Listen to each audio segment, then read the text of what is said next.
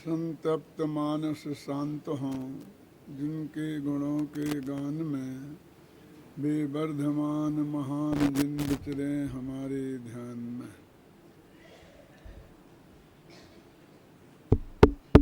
ये भी चालू नहीं।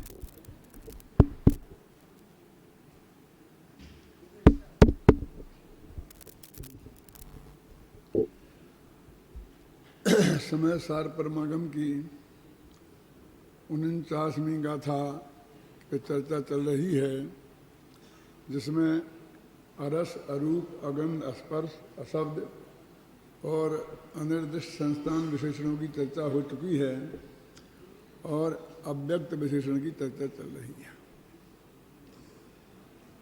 शुरू के दो विशेषण गे के रूप में थे। सारा लोक गेय है इसलिए व्यक्त है, और भगवान आत्मा उनसे भिन्न है सारे लोक से, इसलिए वो अव्यक्त है। एक पहला बोल था। और दूसरा बोल था कसाय चक्र जो हैं मान भावक भाव, वो व्यक्त हैं और भगवान आत्मा अव्यक्त है। तीसरे बोल में चित्त सामान्य की बात कही थी। अब चौथे बोल में ये कह रहे हैं कि यह आत्मा यद्यपि व्यक्तता क्या क्षणिक व्यक्ति मात्र नहीं है, इसलिए अव्यक्त है। माने व्यक्त भी है और अव्यक्त भी है, लेकिन जो पर्याय सिर्फ व्यक्त ही है एक क्षण की, ऐसा भगवान आत्मा एक क्षण में व्यक्त हो ऐसा नहीं है।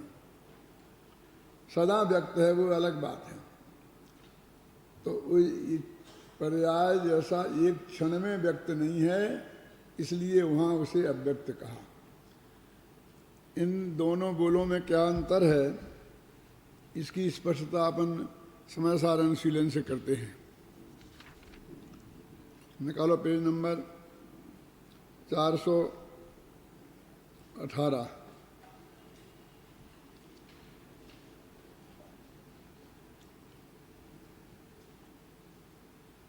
तीसरी लाइन। चौथे अर्थ में कहा गया है कि भगवान आत्मा क्षणिक व्यक्ति मात्र नहीं है, अतः अव्यक्त है। इसका भाव स्पष्ट करते हुए स्वामी जी लिखते हैं, तीसरे बोल में सर्व व्यक्तियों की सामान्य बात कही थी, परंतु यहाँ चौथे बोल में क्षणिक व्यक्ति अर्थात एक समय की मात्र वर्तमान पर्याय की बात कही गई है ना। आत्मा क्षणिक व्यक्ति मात्र नहीं है, अतः अव्यक्त है, माने पर्याय से भिन्नता की बात है। एक समय की पर्याय व्यक्त है, वह क्षणिक है। जब आत्मा शुद्ध चैतन्य सामान्य त्रिकाल है, जो क्षणिक व्यक्ति मात्र प्रकट पर्याय के बराबर कैसे हो सकता है। इस बोल का तात्पर्य यह है कि पर्याय एक समय मात्र का सत होने से दृष्टि करने योग्य, आश्रय करने योग्य नहीं है। यानी ये सारा प्रयोजन क्या है, क्यों बता रहे ये बातें। कभी कभी हमको ऐसा लगता है कि व्यर्थ की बारी बारी की बातें, इससे आत्मा का क्या कल्याण होगा। आत्मा के कल्याण के लिए तो कुछ वृद्धोपवास करेंगे, कुछ दान वगैरह देंगे, कुछ करना पड़ेगा, और यहाँ बैठे बैठे बौद्धिक व्यायाम करते रहो, क्या इससे क्या लाभ है। लेकिन भाई, जिसमें अपनापन स्थापित करने का नाम सम्यक दर्शन है, जब तक उसका स्वरूप स्पष्ट नहीं होगा, तब तक हम उसके नाम पर किसी न किसी पर पदार्थ में अपनापन स्थापित करते रहेंगे। सीधा पर पदार्थ में तो नहीं, लेकिन आत्मा भी उसमें मिक्सचर होगा और कुछ बाहर की चीज भी उसमें मिक्सचर हम कर लेंगे। त्रिकाली ध्रुव भी होगा और पर्याय को शामिल कर लेंगे। और कभी कभी इन सब के निषेध करने की वजह से इसमें अंदर में जो शामिल है उसका भी निषेध समझ लेंगे। माने टोडरमल जी ने जो लिखा है कि पर का अपने में पर का अंश मात्र भी नहीं मिलाना, और अपना भी पर में अंश मात्र भी नहीं मिलाना, ऐसा भेद विज्ञान होना चाहिए। उस भेद विज्ञान के लिए ये बात कर रहे हैं। अब ये पर्याय के मामले में बहुत ही ये भ्रम होता है। जब पर्याय को अलग करते हैं तो ये ऐसा समझने लगता है कि पर्याय और आत्मा जीव और पुद्गल जैसे न्यारे न्यारे हैं, अथवा हिमाचल और विंध्याचल जैसे बहुत दूर दूर हैं, जबकि उनके प्रदेश तो अभेद हैं। एक ही प्रदेश में दोनों रहते हैं। तो जो पर्यायों की जो अखंडता है, जिसे अपन नित्यता बोलते हैं, जिसकी वजह से आत्मा का त्रिकाली विशेषण है, उसे ही खंडित कर देते हैं। और जब इस बात को ये बताते हैं कि ये शामिल है, तो व्यक्त पर्याय को उसमें शामिल मान लेता है किसी ना किसी रूप में।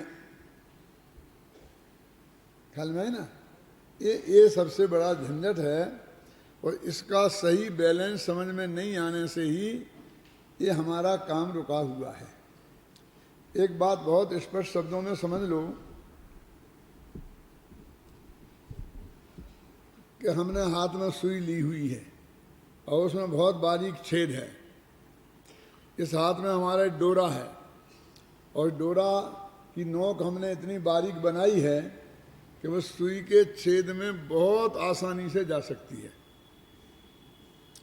क्योंकि दर्जी या वो माताएं बहनें जो निरंतर उस काम को करती हैं, बहुत आसानी से उसमें डाल देती हैं। अब वही काम आपको सौंपा, अगर जिसकी निगाह कमजोर है उसने किया तो वो बार बार ऐसा ले जाता है और वो सुई के छेद में डोरा नहीं जाता है, और ऐसा कर दे तो बाहर पकड़ के जब ऐसा खींचता है तो अलग हो जाता है और सुई अलग होती है। प्रयोग करके देखना, ऐसा कई दफे होता है ना। तो वो दोष देता है कि सुई का छेद छोटा है, डोरा की नोक मोटी है, कोई ना कोई गड़बड़ है। क्यों? अभी हाल तो दूसरे ने डाला है ना उसी डोरे को, वहां कुछ नहीं है। जब तू ऐसा करके ले गया ना, ऐसा ऐसा करके, या तो तेरा हाथ हिलता है, समझे ना, इसलिए वो नहीं जाता है। और या जो तुम समझ रहा है कि यहाँ छेद है और वो जाता है बगल से निकल जाता है, तो तुझे जो छेद की जगह है वो उससे हटके तुझे बगल में दिखती है। ऐसा होता है। ऐसा करना, शाम को जाके प्रयोग करना।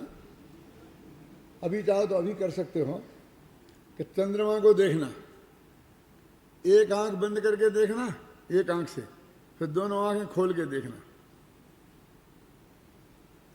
क्या? फिर दूसरी आंख को बंद करके उस आंख से देखना, तो तीनों में आपको स्पष्ट अनुभव होगा कि चंद्रमा ने अपनी जगह बदल दी है। क्या समझे ना? चंद्रमा ने अपनी जगह बदल दी है। इन लट्टुओं को देख सकते हो आप चाहो तो, ऐसे करके आपको एकदम अनुभव हो जाएगा। तो इसलिए जब वो निशाना लगाते हैं ना, निशाने वाले अथवा हीरा देखने वाले हीरा परखते हैं, तो एक आंख बंद करके एक आंख से लगाते हैं, क्योंकि एक आंख से देखा वही सही दिशा है। वो दो में मिला करके थोड़ी बगल में दिखती है और बगल में वो निशान बगल से निकल जाता है, वो निशान चूक जाता है। भाई जब दोनों आंखों से देख करके लगा दे मैं निशान, तो क्यों नहीं लगेगा? लगना चाहिए ना। इसका मतलब वो अपनी जगह पे दिखता ही नहीं है, उसे थोड़ा हट के दिखता है। तो ऐसा ही आत्मा का अनुभव है। यदि हमारे सुई के छेद में डोरा नहीं जा रहा है तो ये समझना चाहिए हमारी जो दिखाई दे रहा है जो छेद हमें, वो वहाँ नहीं है, वैसा नहीं है, डोरा की नोक वैसी नहीं है, कुछ ना कुछ है। समझ गए ना? कुछ ना कुछ तेरे ज्ञान में है, माने डोरा और सुई में नहीं है। कि जब हम त्रिकाली भगवान आत्मा और अपनी ज्ञान प्रयास जानने की ताकत वाली हमारी ज्ञान प्रयास सूक्ष्म ज्ञान वाली है, और त्रिकाली ध्रुव भी अंदर विद्यमान है, और हमने बहुत कोशिश की और फिर वो हमारे ज्ञान का गेय नहीं बना, तो कहीं ना कहीं कोई ना कोई कमी रह गई ना। तो कहाँ रह गई कमी? या तो त्रिकाली ध्रुव में कमी होगी, क्यों, या उस पर्याय में कमी होगी। क्या कि त्रिकाली ध्रुव तो सदा भगवान आत्मा एक सा ही है, उसमें तो कोई कमी होने का सवाल ही नहीं है। और जितनी योग्यता बताई है पर्याय की, वैसा सूक्ष्म ज्ञान तेरे पास मौजूद है। वैसे तो पर्यायगत योग्यता नहीं है, ये पर्याय में कमी है ही, है ना। तो असलियत में तेरे विकल्पात्मक ज्ञान में उस आत्मा का निर्णय करने में कुछ कहीं ना कहीं गड़बड़ी उसमें है, त्रिकाली ध्रुव में नहीं है। तेरी ज्ञान पर्याय ने जो निर्णय किया है, सूक्ष्म ज्ञान पर्याय ने, शास्त्र के आधार से, गुरु के आधार से, गड़बड़ी कहीं वहीं है। अब फिर मैं एक बात कहता हूं तो कुछ लोगों को पसंद नहीं आएगी, लेकिन वस्तु स्थिति वैसी ही है। हम क्या समझते हैं कि वो त्रिकाली ध्रुव हमारी पकड़ में नहीं आ रहा ना, तो हमें थोड़ी प्रैक्टिस की कमी है, तो हम प्रैक्टिस कर लें। क्या भाई, पत्थर पे प्रैक्टिस कर लें,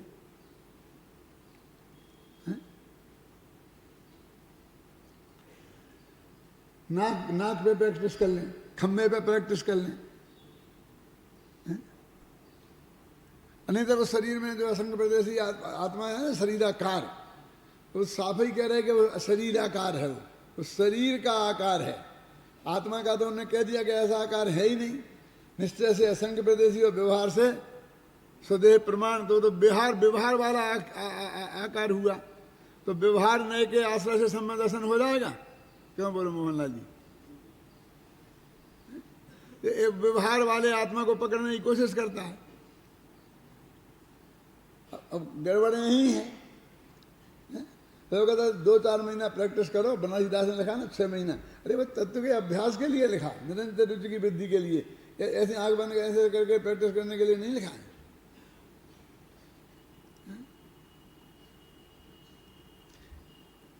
मैंने वो ध्यान की किताब लिखी ना, तो मेरे दिमाग में जो लोग लक्ष्य में भी नहीं थे लिखते वक्त और बोलते वक्त,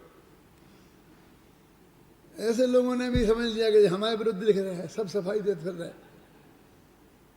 क्या हम थोड़ी ब्लड प्रेशर कम कराते हैं, तो तुम ब्लड प्रेशर कम नहीं कराते हो, तो हमने तुम्हारे लिए लिखा ही नहीं है।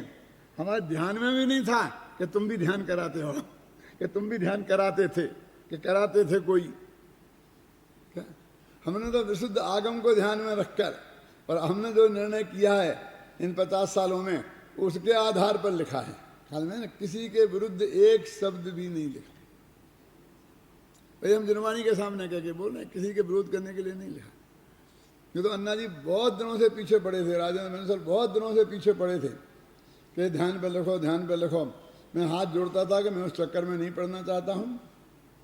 बहुत बहुत बहुत बहुत अधिक यदि उनका बस चलता ना तो मेरे से लिखा ही लेते, लेकिन मैंने रिजेक्ट कर दिया क्योंकि मैं किसी चक्कर में नहीं पढ़ना चाहता। ये बताइए, यूनिवर्सिटी वालों ने कहा कि इस विषय पे आप लिखो और हमारे यहाँ सेमिनार में पढ़ो, तो उस निमित्त से विकल्प आ गया, वो लिखी गई वो बात। सचमुच वो यूनिवर्सिटी के आग्रह से और सिर्फ यूनिवर्सिटी में पढ़ने के लिए ही लिखी गई। और आप लोगों ने हाथों हाथ उठा ली, हम क्या करें? अब जहां गलती है वहां तो सुधारते नहीं है हम। अरे भाई, वो त्रिकाली ध्रुव का स्वरूप समझने में कहीं ना कहीं गड़बड़ है।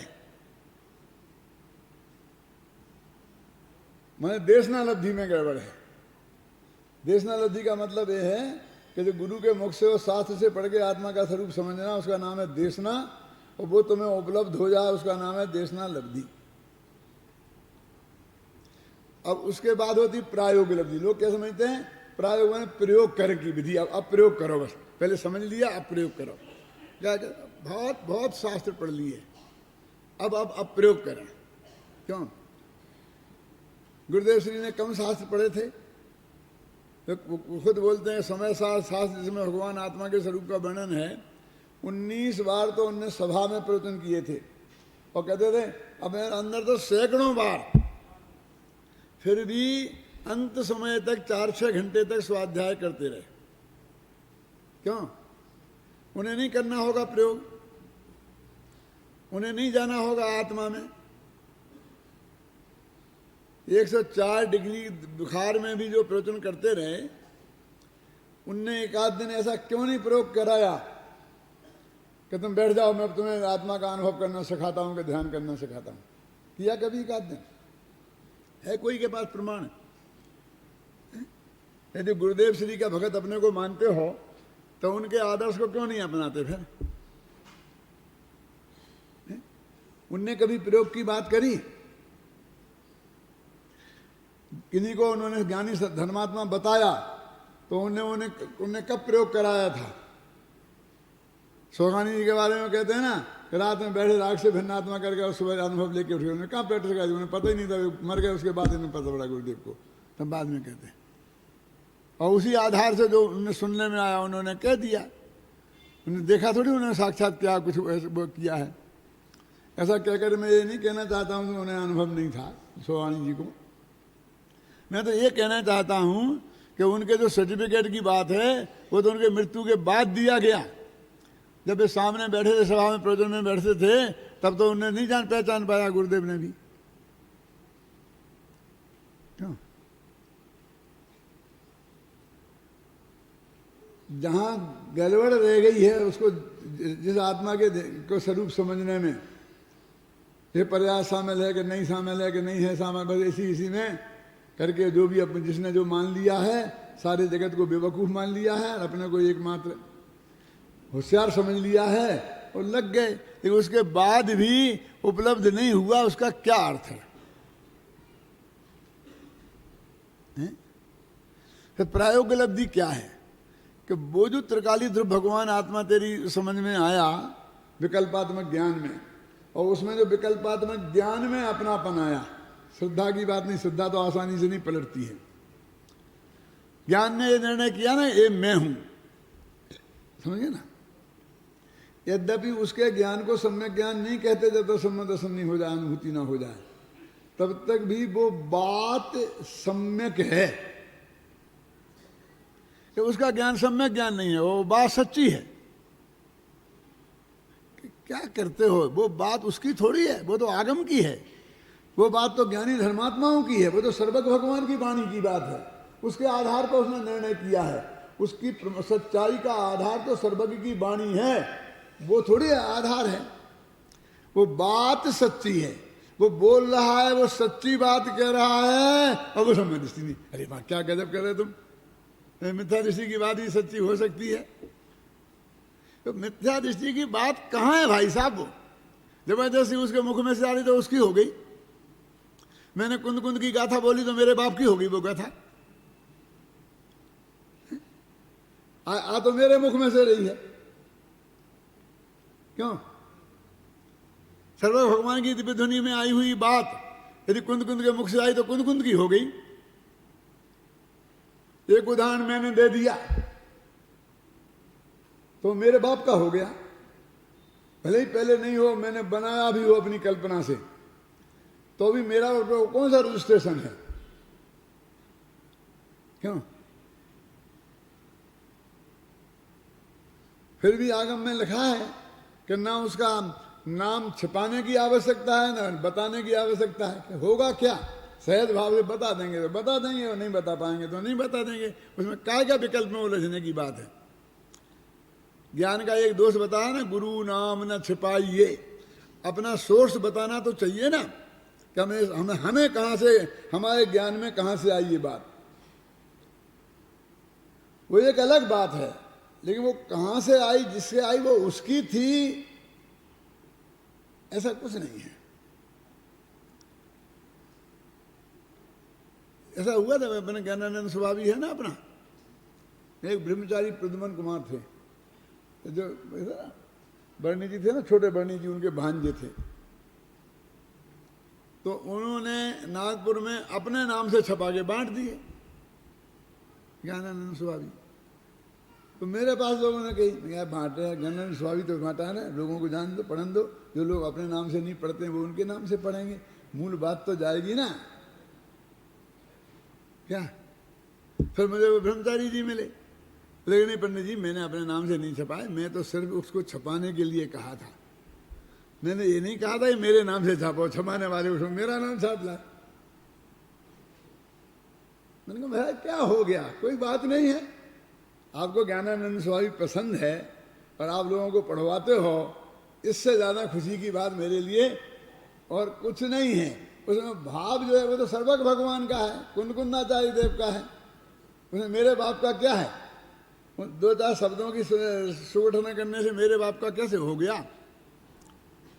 बहुत लोग कि साहब वो आपके नाम से बुलवाओ तो चलता नहीं है, लोगों को विरोध होता है, ऐसे बहुत लोग आते हैं कि आपकी बारबोध पाठमाला ये सब बहुत अच्छी हैं, हम यही चलाना चाहते हैं, आपके नाम से नहीं चलती हैं, इसलिए ऊपर का पेज फाड़ के हम अपना नाम चिपका दें। चिपका दो, क्या क्या करना है? यदि बात चलती है तो चलाओ, हमको तो बात में रस है। भविष्य में इतिहास वाले निश्चय करते रहेंगे कि ये किसकी है, कौन चोर है और कौन असली है, इतिहास वाले नक्की करेंगे, और कल शायद वो भी ये भी नक्की कर लें कि हम चोर हैं तो मान दो, क्या हमारे बाप का क्या जाने वाला है। उसकी वजह से हम तत्व विचार रोकने के किसी भी पक्ष में नहीं है। तो अपनी बात क्या चल रही है, गड़बड़ कहाँ है कि वो जो सही समझ आ जाए वो तो देशना लब्धि हुई, तो कई बार अभी देशना लब्धि में ही गड़बड़ है एक तो। अब वो सही हो गए तो फिर क्या करना कि वो जो अपनापन आ गया ना विकल्पात्मक ज्ञान में, उस पर उसकी इतनी जबरदस्त आस्था है, सम्यक शब्द नहीं लगाना चाहता मैं, कि उसको प्राप्ति किए बिना उसे चैन नहीं पड़ती। वो चैन नहीं पड़ना उसका नाम प्रायोगिक लब्धि है। मैं देवलाली में 5 लब्धियों पर प्रवचन कर रहा था, तो देशना लब्धि खत्म हुई तो मैंने कहा कल प्रायोगिक लब्धि के बारे में चर्चा करेंगे। तो है ना, आते हैं सुमन भाई,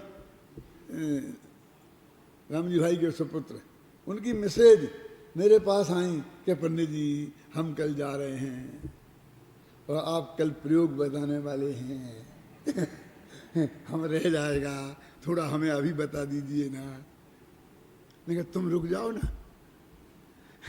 वो तो जाना है, जाना तो है ही, टिकट आ गया है, क्या बेटा अमेरिका जा रहा है। मैंने कहा कि तुमको किसने कहा कि मैं प्रयोग विधि सिखाने वाला हूं? आपने ही तो कहा था। अब क्या करूं, प्रायोग और प्रयोग में कोई अंतर नहीं समझता है तो प्रायोग की लब्धि है, वो जो आपने समझा है उसमें रुचि की तीव्रता, गुरुदेव की भाषा में कहो तो उसका जोर, और चढ़े उसका जोर आवे अंदर से, वो तुम्हें कैन लब्धि में ले जाएगा। तो वो बीच की जो जोर वाली प्रक्रिया है उसका नाम प्रायोगिक लब्धि है। उसमें करना वरना कुछ नहीं है, कैसे बैठे, नाक कैसी रखें, रीढ़ की हड्डी कैसी रखें, कि जैसी रहे वैसी रखो। और तुम रखने वाले होते कौन हो? हम तो ये कहते हैं देह की क्रिया के करता नहीं हो। देह का परमाणु परमाणु स्वतंत्र है, क्यों जुगराज जी? अब शरीर को कैसा रखें?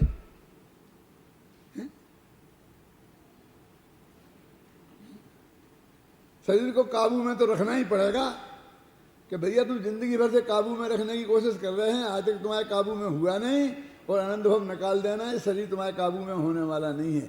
तो क्या करें, छुट्टा सांड जैसा छोड़ दें? अरे छूटा ही है, छोड़ तुम्हारे हाथ में ऐसे छोड़, तुम क्या छोड़ दो क्या रखो?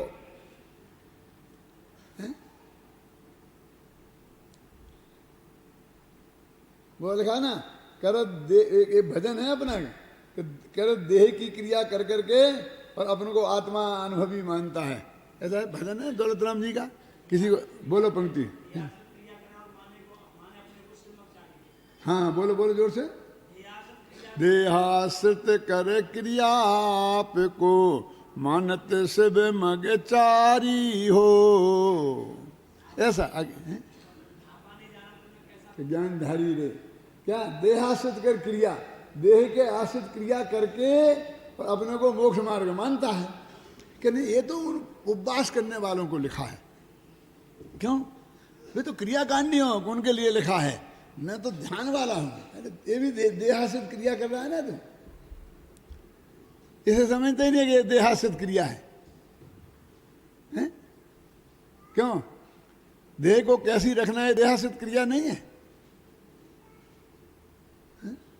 देहासित कर क्रिया आपको मानत शिवमगचारी हो सठ अभिचारी दियरा, ऐसा आता ना।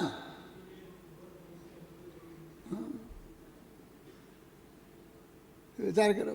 तो इसलिए कहते हैं वो प्रयोग क्या, तो अभी वो कहते हैं वो भी प्रायोग लब्धि भी होती है। जैसे कर्ण लब्धि की नहीं जाती, होती है ना, ऐसी प्रायोग लब्धि भी होती है। देशना लब्धि तक ही बुद्धिपूर्वक प्राप्त प्रयत्न है, और उसमें ही गुरु का निमित्त है, उसमें ही शास्त्र का निमित्त है। इसलिए देखो, बहुत डंके की चोट में कह रहा हूं, सारा जगत विरोधी हो जाए तो हो जाए, और पक्ष में आए तो पक्ष में आए, कोई फर्क नहीं पड़ता है, क्योंकि सारे जगत में और मेरे बीच में बहुत बड़ी वज्र की दीवार है।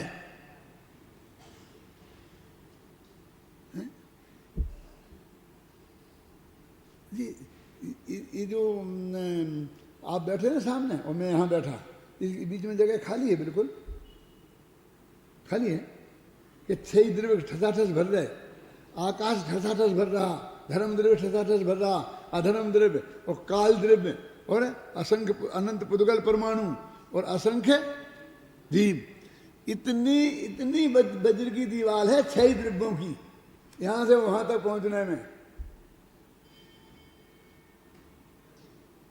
क्यों? खाली नहीं है जगह बिल्कुल भी। है? क्या भय है? देखा ना, बहुत अच्छा। हमको कछु भय नारे जान लियो संसार। हमें बिल्कुल डर नहीं लगता है। क्यों नहीं डर लगता है? क्योंकि 4 पुलिस वाले हमारे साथ रहते हैं, हमारा बहुत मजबूत स्वास्थ्य है, हमने बहुत व्यवस्था की है, हमारे बहुत पुण्य का उदय है। क्यों? हमारा ब्रज विषम नारायण का शरीर है, इसलिए भय नहीं लगता। उन निर्भयता होने का आधार क्या है बोलो? क्या लिखा उसमें? उसी पंक्ति को पढ़ो ना आगे। देखे, जा करी जो कर जाही समय में, जो हो तब जा द्वार, सो बनिए करी है कछु नाही, जान लियो निर्धार, आते कछु भय नारे। उनकी निर्भयता का आधार तो देखो, जिस द्रव्य का जिस समय में, जिस क्षेत्र में, जिस काल में, जिस निमित्त पूर्वक जो होना है वो वही होगा, और उसी निमित्त पूर्वक होगा, वैसा ही होगा, उसी काल में होगा। ये निर्णय हमने कर लिया है। हमारी निर्भयता का आधार ये है, क्या ना? हम मजबूत हैं, तुम मजबूत हो, ऐसा है वैसा है, हम ऐसा करेंगे, सबको अपने पक्ष में कर लेंगे। कौन किसका पक्ष, कौन किसका विपक्ष है? ये पर्याय तो अनित्य है और अध्रुव भी है। आज तो बहुत घिसाई हुई है अनित्य की और ध्रुव की। समझ में आ गया? बहुत अच्छी तरह समझाया विस्तार से। एक पंक्ति में मैं समझा दूं। एक ही पक्ष में नीचे ऊपर होना वो अध्रुव है, और 2 पक्षों में नीचे इधर उधर बदलना उसका नाम अनित्य है। नहीं आया समझ में? देखो, ब्लड प्रेशर कितना होना चाहिए, तो डॉक्टरों ने कह दिया ऊपर का 120 और नीचे का 80। समझ गए ना? अब इससे नीचे हो तो उसे बोलेंगे लो ब्लड प्रेशर, और ऊपर हो तो उसे बोलेंगे हाई ब्लड प्रेशर। समझ गया? एक सीमा नक्की है। अब किसी को हाई ब्लड प्रेशर है तो कभी 160 हो जाता है, कभी 150, कभी 170, कभी 190, लेकिन वो हाई का लो की तरफ नहीं जाता। समझिए ना? वो अध्रुव है। एक ही दिशा में घटे बढ़े, हाई ब्लड प्रेशर ही घटे बढ़े उसी दिशा में, तो अध्रुव। दो समय एक साथ नहीं रहे, एक साथ नहीं रहे। और लो कि वो जो 120 और 80 के नीचे जाए और उसमें घटे बढ़े और ऊपर नहीं जाए तो उसे बोलते हैं लो ब्लड प्रेशर, वो भी अध्रुव। अब कभी हाई कभी लो, कभी हाई कभी लो, उसका नाम अनित्य। समझ में आ गया ना? विपक्ष में जाए, अनित्यता काय का नाम है, विपक्ष में चला जाए, समझ गया ना, तो वह अनित्यता। और एक ही दिशा में घटे बढ़े। तो मेरी जो पल्स का दिक्कत है ना, वो यही चक्का है, तीसरे नंबर का है, वो व्याभासी जैसा। कभी हाई कभी लो, एकदम लो चली जाती है तो 40 तक चली जाती है, हाई जाती है तो 175 तक चली जाती है। ख्याल में है ना? होनी कितनी चाहिए? 72। और ऐसी नहीं कि धीरे धीरे, अभी प्रवचन कर रहा हूं ना, करते ही करते एकदम 40 तक पहुंच जाएगी, और करते ही करते 2 मिनट में 175 तक पहुंच जाएगी। ये बहुत खतरनाक होता है। क्यों होता है खतरनाक? हाई ब्लड प्रेशर हो तो लो की दवाइयां हैं, है ना? लो हो तो हाई के लिए भी कुछ ना कुछ नमक वमक पिलाया जा सकता है, लेकिन कोई ठिकाना ही नहीं है। ख्याल में आई ना? हाई की दवाई दो और एकदम ज़्यादा लो हो गया तो, और लो की दवाई दो और ज़्यादा हाई हो गया तो क्या करें? समझे ना? ये चक्कर है, ये खतरनाक काम है। इसके लिए मानो क्या इलाज करते हैं? पल्स को लो करने के लिए दवाइयाँ देते हैं, और ज़्यादा लो ना हो जाए इसके लिए पेसमेकर लगाते हैं। क्या कि ज़्यादा लो होगा तो मशीन लगा देते हैं अंदर, वो चल जाएगी और उसका काम, हार्ट का काम मशीन करने लगेगी, तो हार्ट तुम्हारा फेल नहीं होगा। अपनी मौत तो बहुत अच्छी होने वाली है, कभी भी प्रवचन करते करते चले जाएंगे, कब पता ही नहीं कब लो कब हाई चलता रहता है। वो योद्धा सबसे बढ़िया है ना, जो युद्ध के मैदान में लड़ते लड़ते मरे। अब वो व्यापारी हमको भाग्यशाली मानता है ना, दुकान पर कपड़ा बेचते बेचते मरे। क्यों? समझे? तो ये अध्रुव अनित्य का अंतर समझ में आया ना? विपक्ष में जाता है तो एक पक्ष तो निर्णय कर ले तू कि वस्तु का आत्मा तेरा क्लियर हो जाए। देशना लब्धि का काम, गड़बड़ देशना लब्धि में है, और ये प्रायोग लब्धि में अपने को मानता है और प्रयोग विधि में चढ़ गया है, जबकि उसी की रुचि की तीव्रता, उसका नाम प्रायोग लब्धि है। शांतिलाल जी, जो गुरुदेव का तो मैंने उदाहरण दिया, आपके अपने सामने थे। मैं तो अपनी किताब में ये लिखा कि भगवान महावीर से लेके आज तक कहीं भी इतिहास में, पुराणों में ऐसा लिखा मिला है हो कि उन्होंने ऐसा ऐसा प्रयोग किए थे, कराए थे, ऐसा उपदेश दिया था।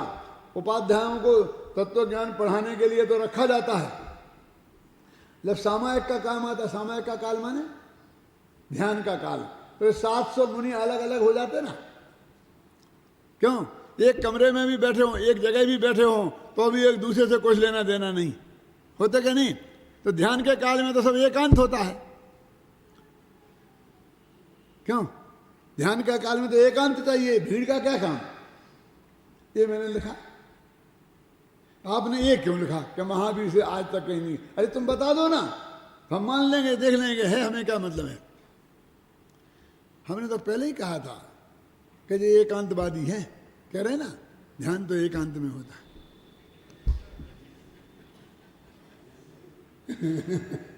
अनेकांत रखो ना, ध्यान एकांत में भी होता है और भीड़ में भी होता है। चलो अनेकांत रख लेते हैं। क्यों? क्योंकि लोक में क्षय द्रव्य हर जगह है, बहुत कीड़े मकोड़े जंगल में, पशु पक्षी बहुत हैं, तो एकांत कहाँ है? एकांत खोजने जाएंगे, जीव जंतु से रह जगह कहाँ मिलेगी? तो भीड़ में ध्यान कर रहे, जो अनेकांत होगा तुम आ चलो, भीड़ में भी होता है एकांत, लेकिन आदमियों की भीड़ में नहीं होगा। उनसे तुम बात करने की बात नहीं होगी उसमें। क्यों? ध्यान की देखो परिभाषा है द्रव्य संग्रह में बहुत स्पष्ट, माँ चिट्ठई माँ जमपई माँ चिंतई, है क्या नहीं? अब तुम जंप ही चालू कर रहे, चिट्ठा ही चालू रख रहे, चेष्टा कर रहे, चेष्टा ऐसी करो शरीर की, और बोले जा रहे क्यों? और ऐसा सोचो तो चिंता ही भी हो रहा। वे कह रहे माँ चिट्ठई, माँ जंपई और माँ चिंतई।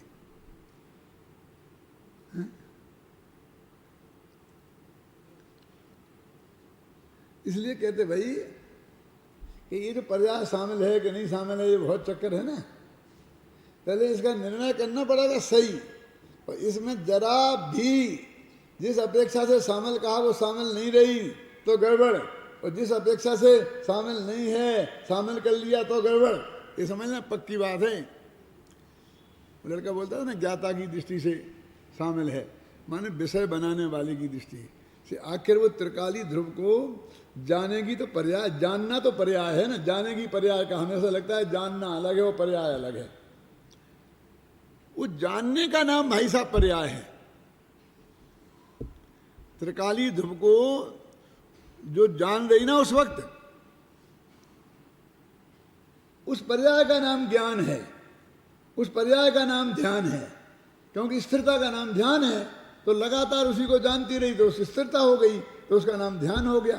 तो पर्याय पर्याय में ध्यान होता है, द्रव्य में ध्यान नहीं होता। अरे भाई साहब, पर्याय पर्याय में ध्यान नहीं होता, पर्याय ध्यान है। ध्यान का नाम पर्याय है, पर्याय जानती है। अरे जानने का नाम पर्याय है।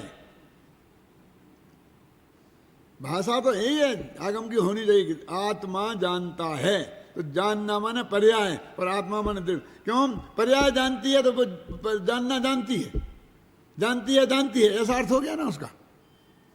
हम स्थूल बुद्धि हैं तो ऐसा धीरे धीरे विकास हो गया। हमको लगता है जानना क्रिया अलग है और पर्याय अलग है। वो जानने रूप क्रिया का नाम पर्याय है। कि कुछ करना नहीं पड़े, ज्ञान क्रियाभ्याम मोक्षा लिखा ना, तो जानना क्रिया है ना, समझे? जानना क्रिया है ना। आत्मा को जानना वो ज्ञान, और आत्मा को जानते रहना वो ध्यान, क्रिया हो गई। ध्यान क्रियाभ्याम मोक्षा हो गया। ऐसा उसका स्वरूप निर्णय करना बहुत जरूरी है।